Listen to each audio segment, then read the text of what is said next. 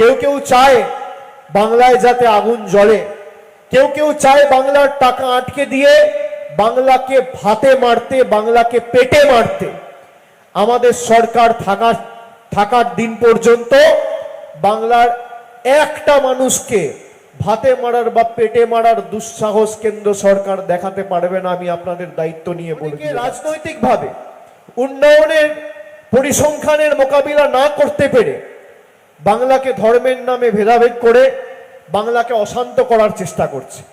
আমি এই সভা থেকে আপনাদের যারা যেখানে এই সমাজ মাধ্যমে এই বক্তব্য শুনছেন বা দেখছেন, আমি সকলকে অনুরোধ করব, বাংলার কৃষ্টি সংস্কৃতি বজায় রেখে আমাদের এলাকার শান্তি শৃঙ্খলা এবং সম্প্রীতি যাতে অক্ষুণ্ণ থাকে, আমাদের প্রত্যেককে সজাগ থাকতে হবে, সচেতন থাকতে হবে। কেউ কেউ চায় বাংলায় যাতে আগুন জ্বলে, কেউ কেউ চায় বাংলার টাকা আটকে দিয়ে বাংলাকে ভাতে মারতে, বাংলাকে পেটে মারতে। আমাদের সরকার থাকার দিন পর্যন্ত বাংলার একটা মানুষকে ভাতে মারার বা পেটে মারার দুঃসাহস কেন্দ্র সরকার দেখাতে পারবে না। আমি আপনাদের দায়িত্ব নিয়ে বলে দিয়ে যাচ্ছি।